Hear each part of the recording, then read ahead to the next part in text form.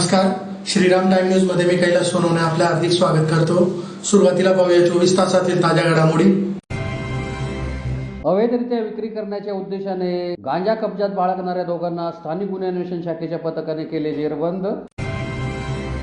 सुरत नागपूर महामार्गावर नेर गावाजवळ एका डिझेल टँकरला अचानक लागली आग।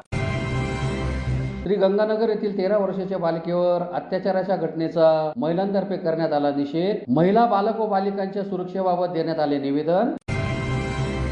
आणि निमगुळ येथे वृक्षदिंडी काढून वृक्षारोपण करीत वृक्ष संवर्धनाची घेण्यात आली शपथ।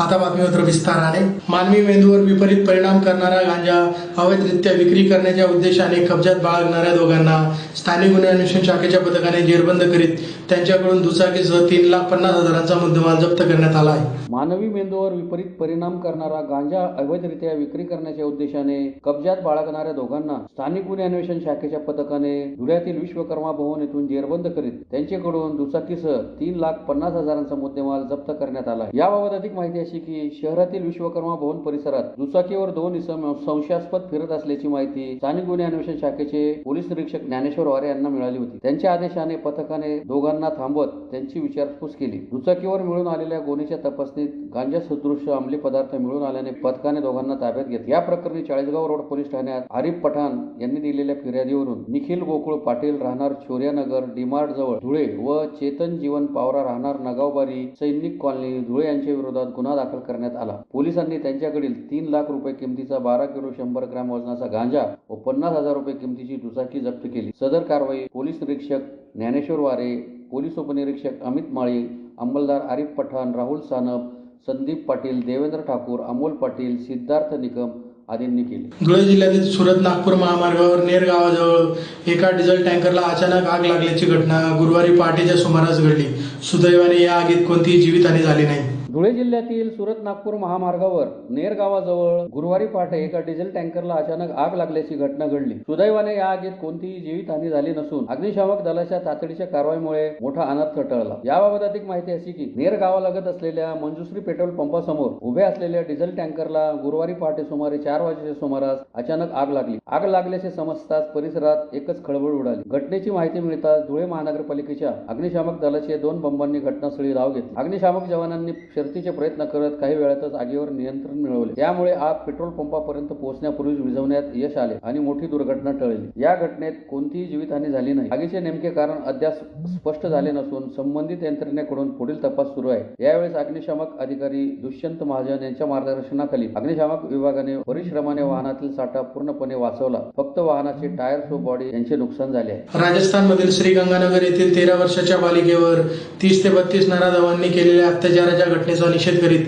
सर्व महिला व बालक बालिकांच्या सुरक्षेबाबत आणि बलात्काराच्या घटना रोखण्यासाठी ठोस पावले उचलावी यासह विविध मागण्यांसाठी महिला समन्वय समिती धुळेतर्फे जिल्हाधिकारी कार्यालयासमोर निदर्शने करून निवेदन देण्यात आले। राजस्थानमधील श्री गंगानगर येथील 13 वर्षाच्या बालिकेवर 30 ते 32 जणांनी अत्याचार केलेल्या घटनेचा धुळे येथे महिलांतर्फे निषेध करीत सर्व महिला बालिकांच्या या सुरक्षेबाबत आणि बलात्कारी घटना रोखण्यासाठी ठोस पावले उचलावी यासह विविध मागण्यांसाठी जिल्हाधिकारी कार्यालयासमोर निदर्शने करून निवेदन देण्यात आले आहे। निवेदनात म्हटले आहे की श्री गंगानगर येथे घडलेली घटना चिंताजनक आहे। राजस्थानमधील ही घटना बघून समाजातील महिलांमध्ये भीतीचे आणि असुरक्षिततेचे वातावरण निर्माण झाले आहे। महिला व बालक बालिकांची सुरक्षितता सुनिश्चित करणे हे प्रशासनाचे मुख्य कर्तव्य आहे। नरसापूर येथे झालेल्या घटनेमध्ये पोलीस यंत्रणेने जो योग्य आणि तत्परतेने तपास करून तसेच न्यायालयाने गुन्हेगाराला फाशीची शिक्षा सुनावली त्याबद्दल प्रशासन आणि न्याय व्यवस्थेचे खूप खूप अभिनंदन। पण 20 तारखेला राजस्थानमध्ये जी घटना घडली आणि तसेच समाजामध्ये वारंवार अशा वाढत्या लैंगिक अत्याचाराच्या घटनांविषयी तीव्र चिंता व्यक्त करीत आहोत। महिला आणि मुलींची सुरक्षितता धोक्यात आली असून नराधमांवर वचक निर्माण करण्यासाठी व गुन्हेगारीला आळा घालण्यासाठी प्रशासनाकडून कठोर उपाययोजनांची नितांत गरज आहे। या गंभीर समस्येवर प्रतिबंधात्मक उपाय म्हणून शाळा, महाविद्यालयाने, महिला वसतिगृहे, बस स्थानकाने, निर्जन ठिकाणी पोलिसांची नियमित गस्त वाढवावी। शहरातील संवेदनशील व सुरक्षित तातडीने CCTV कॅमेरे बसवण्यात यावे आणि मुख्य नियंत्रण कक्षाशी जोडले जावे. महिलांच्या सुरक्षेला बाधा पोहोचवणारे अवैध मद्य विक्री अड्डे, जुगार व टवाळखोरांचे अड्डे त्वरित उद्ध्वस्त करण्यात यावे. शाळा महाविद्यालयांमध्ये बचत गट सारख्या संस्थांमध्ये इंस्टाग्राम, व्हॉट्सअप तसेच कुठल्याही डिव्हाइसचा योग्य वापरासाठी व समाजकंटकापासून कसे सुरक्षित राहावे यासाठी जागरण कार्यक्रम आणि स्वसंरक्षणाचे धडे देणारे विशेष कार्यक्रम राबवावेत. निर्भया पथक किंवा महिला हेल्पलाईन क्रमांकाचा अधिक प्रसार करण्यात यावा. तसेच हे मोबाईल नंबर 24 तास कार्यरत राहावे, जेणेकरून संकटाच्या वेळी महिलांना त्वरित मदत मिळू शकेल आदी मागण्या करण्यात आल्या आहेत. यावेळी सुचेता शिनकर, माधुरी मुरतडकर, मंगल पाटील, दीपाली मिस्त्री, मयुरी पाटील, रत्ना सपकाळ, मालती राठोड, मोहिनी दात्रक, रेणुका वागळे आदी उपस्थित होते. राजस्थानमध्ये आता 13 वर्षाच्या मुलीवर जो 30 ते 32 जणांनी अत्याचार केलेला आहे त्या संदर्भात आपण की आरोपीला कठोर शिक्षा झाली पाहिजे. परत महिला सुरक्षेच्या दृष्टीने प्रशासनाने आता ठोस पावलं उचलली पाहिजे. जे काही करता येईल, शाळा कॉलेजेस आहेत जिथे निर्जन वस्ती आहे अशा ठिकाणी पोलिसांची गस्त वाढवणे, 112 सारखा जो हेल्पलाईन क्रमांक आहे त्याचा जास्तीत जास्त प्रचार प्रसार करून तो 24 तास सक्रिय ठेवणे, अशा बऱ्याचशा मागण्या आपण प्रशासनाला करत आहोत. त्यासाठी धुळे जिल्ह्यातल्या सगळ्या ज्या महिला संघटना आहेत त्यांनी एकत्र येऊन आता आपण कलेक्टर ऑफिसला निवेदन देत आहोत की प्रशासनाने याच्यावर ठोस कारवाई करावी आणि आता सगळ्या महिला रस्त्यावर येतील. फक्त धुळे जिल्ह्यातलंच नाही तर संपूर्ण भारतामध्ये ही मोहीम सुरू झालेली आहे. धुळे तालुक्यातील निमगुळ येथील एनडीआर न्यू इंग्लिश स्कूल, जिल्हा परिषद शाळा क्रमांक 1 व 2 आणि ग्रामपंचायत यांच्या संयुक्त विद्यमाने गावातून वृक्षदिंडी काढून वृक्षारोपण करून वृक्ष संवर्धनाची शपथ घेण्यात आली. धुळे तालुक्यातील निमगुळ येथे पर्यावरण संवर्धन आणि वृक्षारोपणाचा संदेश देण्याच्या उद्देशाने निमगुळ येथील एनडीआर न्यू इंग्लिश स्कूल व ज्युनियर कॉलेज, जिल्हा परिषद शाळा क्रमांक 1 व 2 आणि निमगुळ ग्रामपंचायत यांच्या संयुक्त विद्यमाने दिव्य मराठीच्या एक पेड एक जिंदगी अभियानाअंतर्गत गावातून वृक्षदिंडी काढीत वृक्षारोपण करीत वृक्ष संवर्धनाची प्रतिज्ञा घेण्यात आली. सुरुवातीला तिन्ही शाळेचे विद्यार्थी आणि ग्रामस्थांनी गावातून वृक्षदिंडी काढली. यात एक पेड एक जिंदगी हा दिव्य मराठीच्या अभियानाचा नारा देण्यात आला. महिलांनी ठिकठिकाणी वृक्षांचे औक्षण केले. समारोपाच्या ठिकाणी विद्यार्थिनींनी वृक्षारोपणाचे महत्त्व पटवून दिले. रॅलीत फुगड्या खेळून आनंदोत्सव साजरा करण्यात आला. समारोप प्रसंगी वृक्षारोपण आणि संवर्धनासाठी विद्यार्थी आणि ग्रामस्थांनी शपथ घेतली. यावेळी विद्यालयाचे प्राचार्य S M. Bhavsar, C N. Nagrale, S V. Badane, A N. Salunke,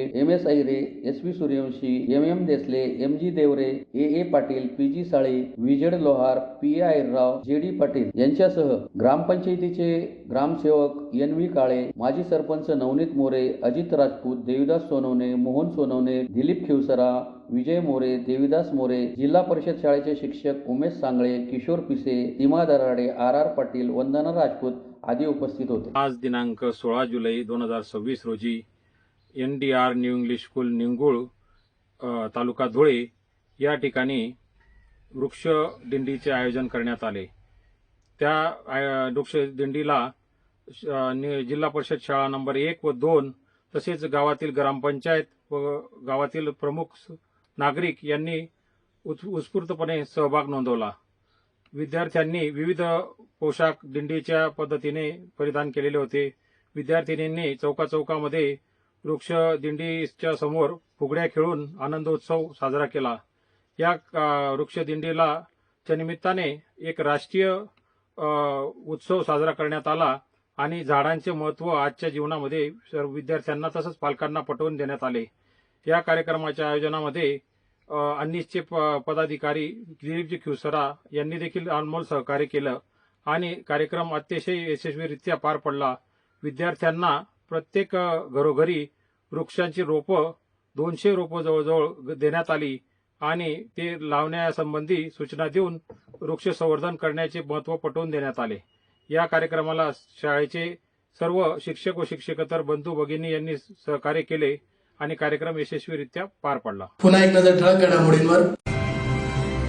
अवैधरित्या विक्री करण्याच्या उद्देशाने गांजा कब्जात बाळगणाऱ्या दोघांना स्थानिक गुन्हे अन्वेषण शाखेच्या पथकाने केले जेरबंद. सुरत नागपूर महामार्गावर नेर गावाजवळ एका डिझेल टँकरला अचानक लागली आग. श्री गंगानगर येथील 13 वर्षाच्या बालिकेवर अत्याचाराच्या घटनेचा महिलांतर्फे करण्यात आला निषेध. महिला, बालक व बालिकांच्या सुरक्षेबाबत देण्यात आले निवेदन. आणि निमगुळ येथे वृक्षदिंडी काढून वृक्षारोपण करीत वृक्ष संवर्धनाची घेण्यात आली शपथ. याचबरोबर श्रीराम टाइम न्यूजचे बातमीपत्र संपले.